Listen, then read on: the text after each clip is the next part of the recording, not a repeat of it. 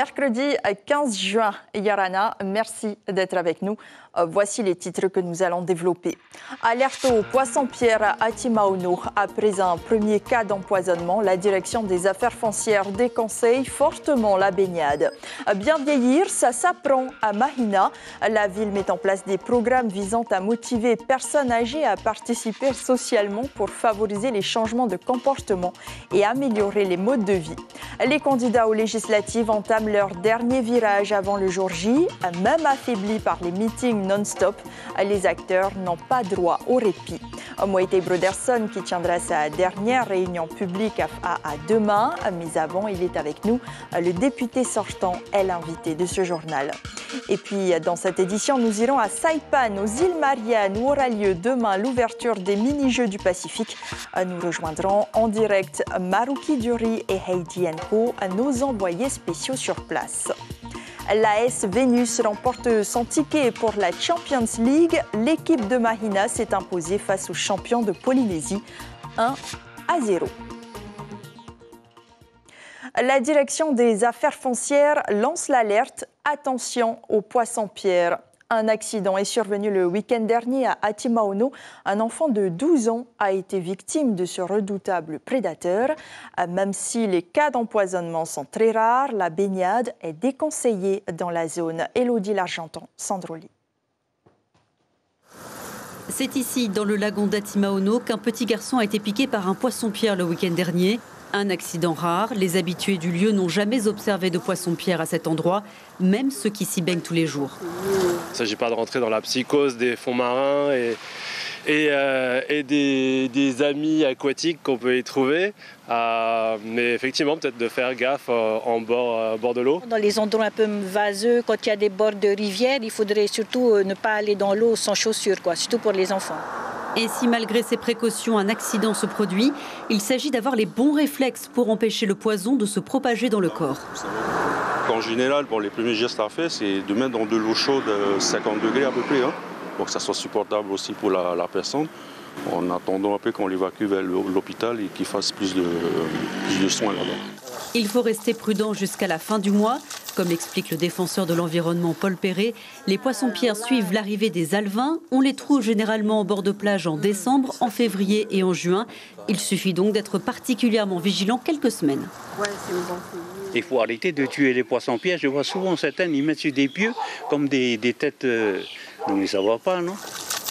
Chaque année, 10 à 15 personnes sont hospitalisées au Fénois à la suite d'une piqûre de poisson-pierre. Le dernier accident mortel remonte à 2018.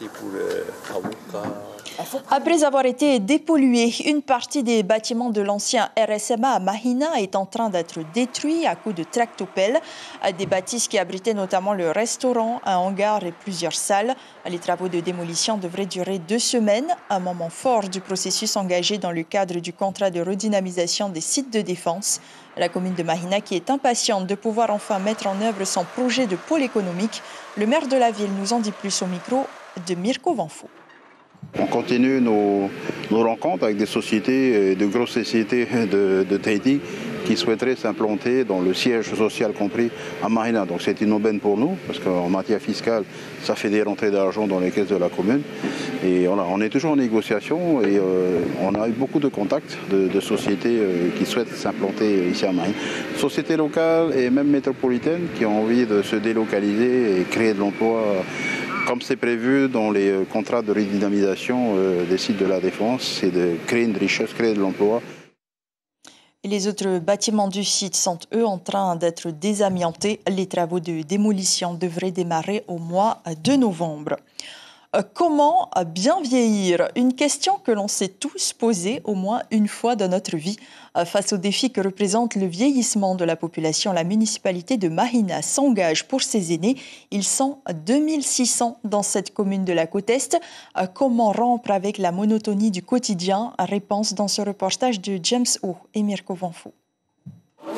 Largement impactés par la crise sanitaire, les Matahiapo sont les principales victimes de la Covid-19. Pour celles et ceux qui ont survécu à la pandémie, l'heure est aux retrouvailles et au partage d'expériences. Premièrement, ça, il faut montrer si les Matahiapo sont encore là. Moi-même, 87 ans, mais je suis fière de venir là avec.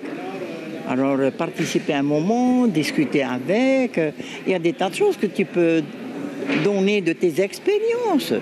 Pour d'autres, ces rencontres sont l'occasion d'interpeller les élus sur les problèmes qu'ils rencontrent au quotidien. Amuser le chien, combien de chiens? C'est ça seulement?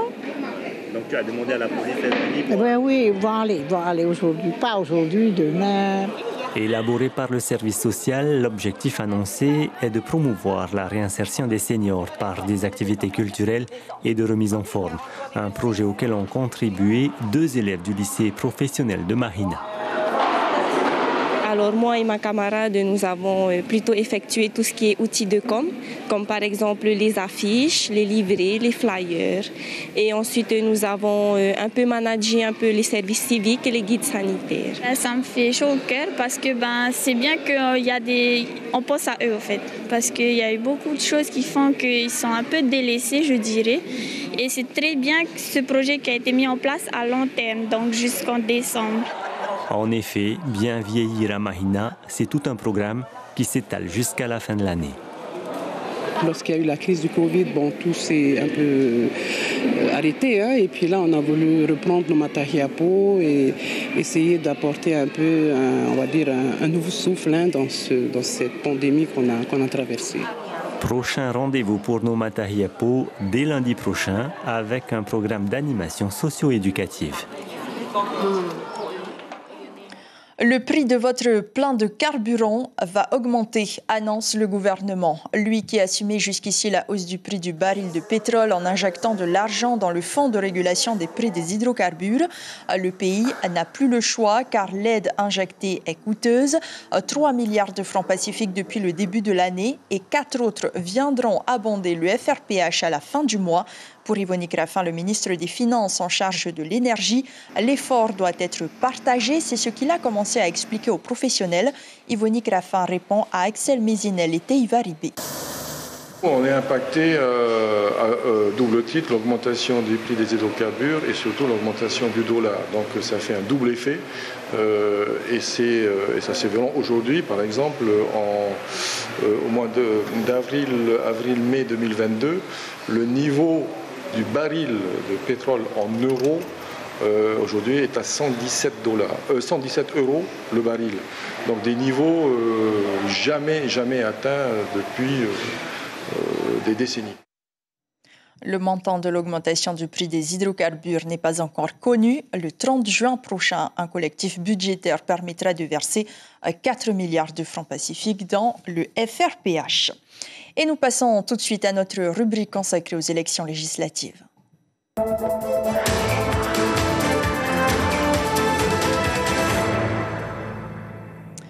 Dernier tour dans les quartiers pour les 6 candidats aux législatives. Meeting, distribution de professions de foi. Les militants sont plus que jamais sur le terrain. Le rythme reste soutenu à 3 jours du scrutin qui va décider des 3 députés qui défendront les couleurs de la Polynésie à l'Assemblée nationale. Natacha Silagi, Patita Savia. Plus d'autre choix, ce sera autonomiste ou indépendantiste.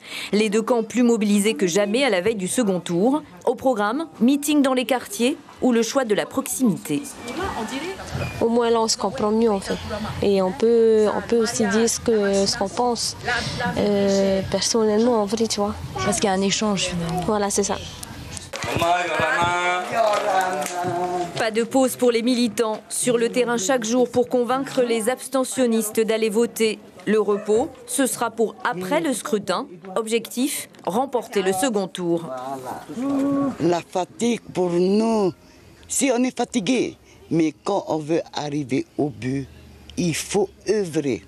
Il faut œuvrer, même si nous avons une vie de famille. Et sur le terrain, vous rencontrez parfois des gens qui sont mécontents, qui ne veulent pas vous voir? Oui. Ah oui. Bon, même s'ils nous insultent, mais on dit seulement merci. Hein. Les drapeaux bleus du Tavini en pleine confection pour le prochain meeting. Les militants toujours motivés. Chacun a sa tâche. Le but, c'est d'être vu jusqu'au bout. Il faut savoir accueillir les gens pour venir, qu'ils soient à l'aise et qu'ils puissent écouter le meeting de notre leader, de notre Eto. Vous n'êtes pas trop fatigué? Un peu, mais il faut savoir se reposer aussi, récupérer avant d'aller encore sur le terrain. Et du terrain, les militants Tavini en font aussi, dans les quartiers bien connus des responsables de section de chaque commune.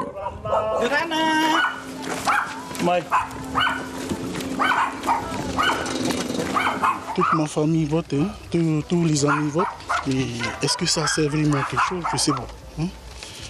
Une fois arrivé au pouvoir, on nous laisse de côté. Hein? On nous oublie. 3 indépendantistes candidats à la députation face à 3 autonomistes, aux électeurs de choisir leur couleur politique. Et Heyoura les Verts, battus le 4 juin dernier, appellent eux aussi à faire barrage au Tapura en votant pour les 3 candidats du Tavini Atira. Après avoir rencontré les ténors du parti indépendantiste la semaine dernière et consulté les membres du groupe samedi dernier, Jackie Briand dévoile la consigne de vote. Pour lui, il n'est jamais très sain de confier l'ensemble des pouvoirs à un seul parti. Il l'a dit à Teiva Ribé. Il n'est jamais très sain, S-A-I-N, de confier à un seul parti l'ensemble des pouvoirs. Aujourd'hui, le Tapura dispose de la majorité à l'Assemblée du gouvernement. Ils ont les 2 sénateurs. Et si à cela vous ajoutez les 3 députés, c'est une confiscation de l'expression démocratique. Nous sommes complètement opposés à cette opération. On a vécu à une certaine époque ce genre de gestion et on sait que c'est extrêmement difficile. Et il faut aller se prononcer pour que la diversité politique au niveau du territoire puisse s'exprimer au travers des candidats que je viens de citer, Temat-Ae, Moetae, Steve, à l'Assemblée nationale. Les candidats de Heyoura les Verts qui avaient obtenu 1944 voix au premier tour des législatives. Moetae Broderson Yorana. Merci d'être sur la première ce soir. On imagine que vous êtes 2 fois, voire 3 fois content ce soir, puisque Sandra Lévy-Agami hier, Jean-Paul Théron et Jackie Briand aujourd'hui. Beaucoup de candidats exclus du second tour appellent à voter pour vous, sauf Gaston Floss et Nicole Sanquer. Ça vous fait du bien de vous sentir soutenu? Ça nous fait énormément de bien. Je voudrais d'abord remercier tous nos militants. Et je pense que c'est valable pour tous les partis. Ils sont admirables, ces fantassins infatigables qui sont là dès 5 heures du matin à agiter les drapeaux, à aller voir les gens. Il faut les remercier parce que ce sont des personnes fantastiques. Alors, vous militez pour le renouvellement de la classe politique. Vous avez d'ailleurs choisi 2 jeunes hommes pour cette élection. Mais on se retrouve avec le même clivage indépendantiste et autonomiste. Finalement, les choses n'ont pas évolué en 30 ans. Si, elles ont évolué. Je pense qu'on n'est pas dans un clivage autonomiste indépendantiste. On veut nous enfermer dans ce clivage. Nous, on présente une option, une autre façon de faire de la politique, une vision rajeunie qui s'oppose à cette vision un peu obsolète des années 80-90. Voilà, mais aujourd'hui, ce sont bien des candidats indépendantistes face à des candidats autonomistes. Oui, ça c'est un fait. Mais l'axe de campagne n'a pas été ce clivage-là. Le Tapura vous accuse d'être contre l'État français, qu'on ne peut rien construire quand on est contre l'État français.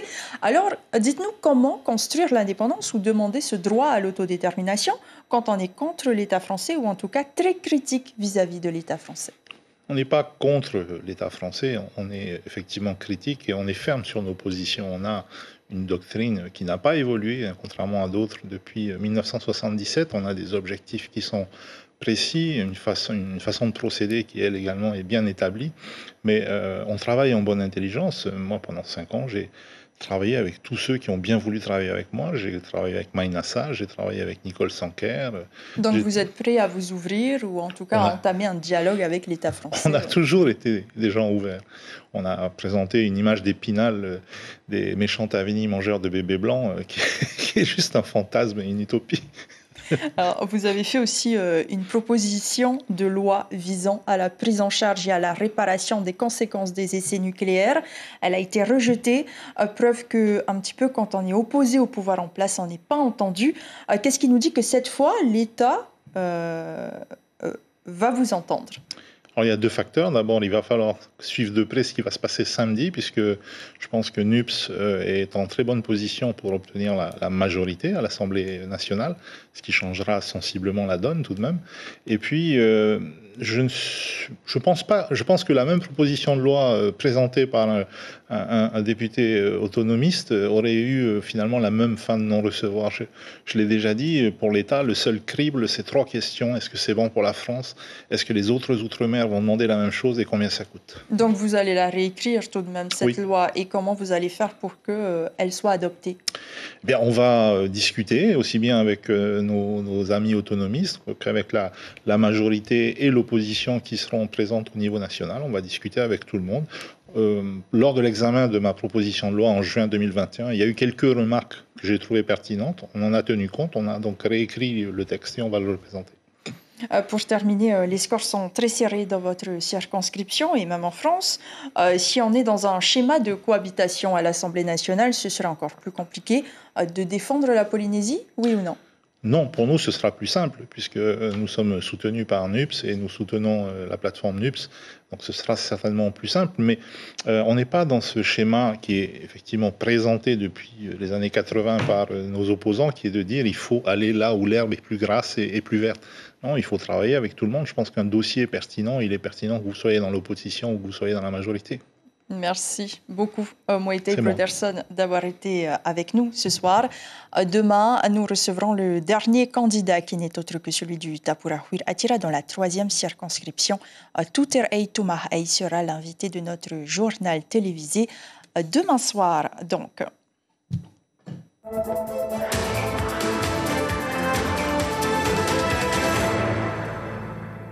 Direction Saipan, aux îles Mariannes du Nord, où sont prévus les mini-jeux du Pacifique. Les athlètes de la délégation polynésienne sont bien installés et les conditions d'hébergement sont excellentes. Marukiduri, Yorana, tout est quasiment prêt pour l'événement.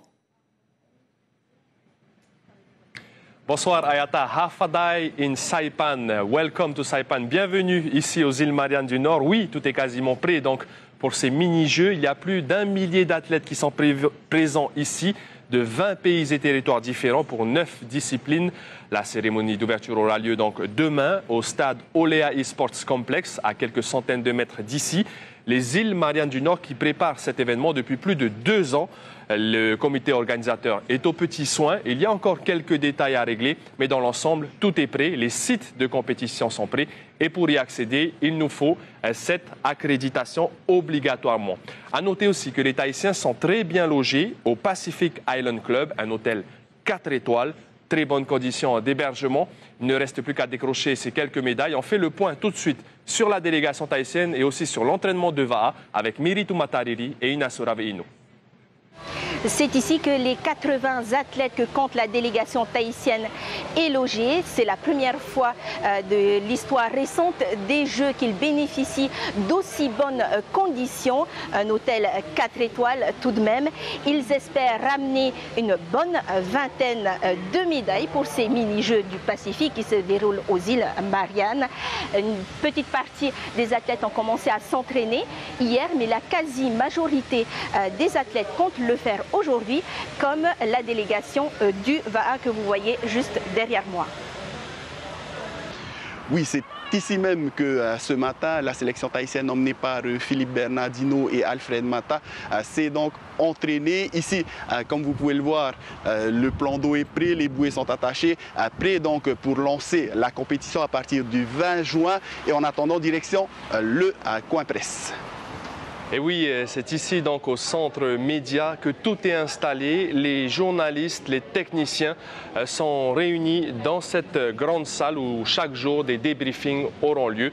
Je vous rappelle donc que cette édition des mini-jeux se déroule à Saipan aux îles Mariannes du 17 au 25 juin. L'ouverture de ces mini-jeux du Pacifique est donc prévue demain et nous aurons un résumé bien sûr dans nos journaux télévisés grâce à nos envoyés spéciaux.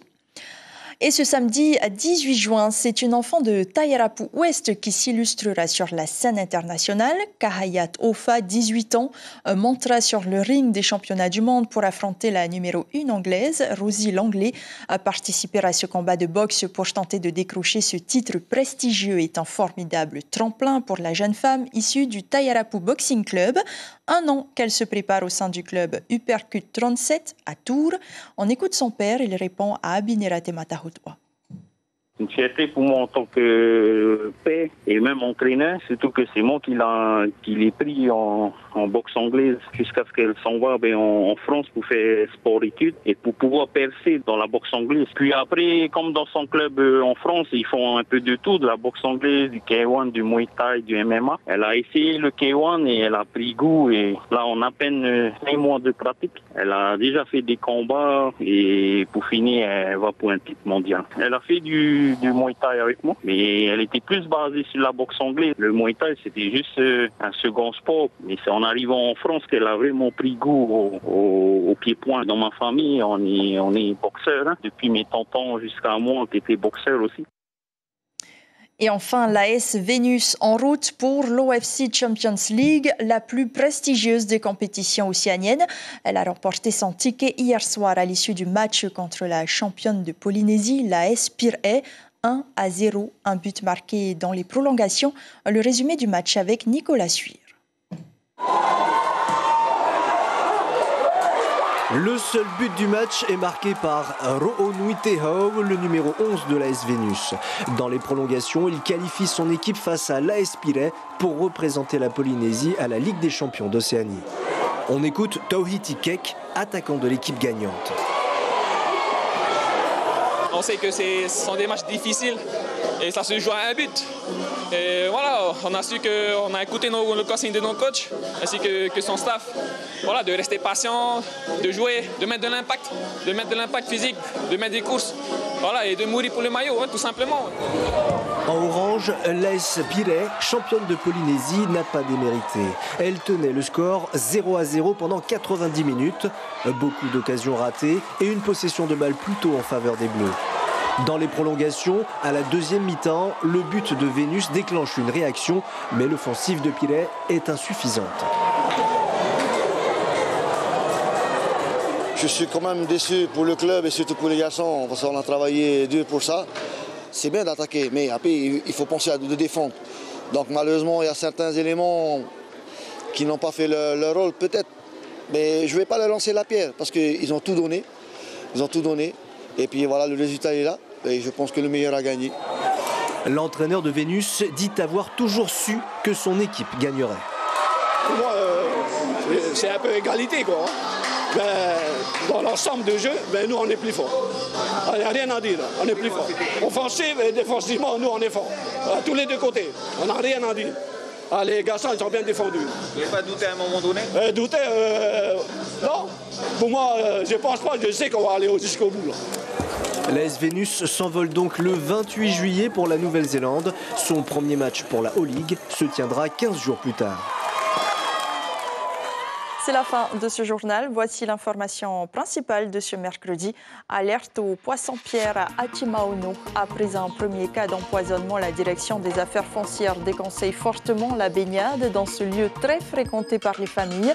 Même si les accidents sont rares, le dernier mortel remonte à 2018.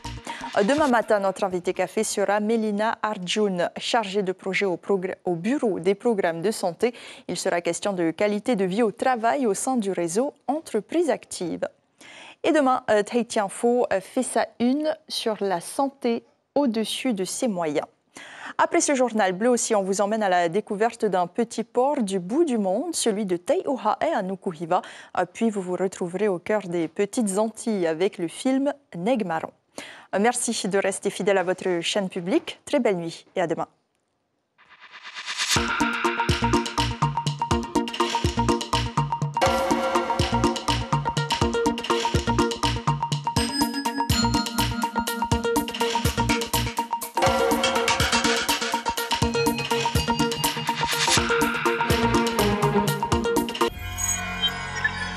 Retrouvez ce programme en replay sur notre site internet.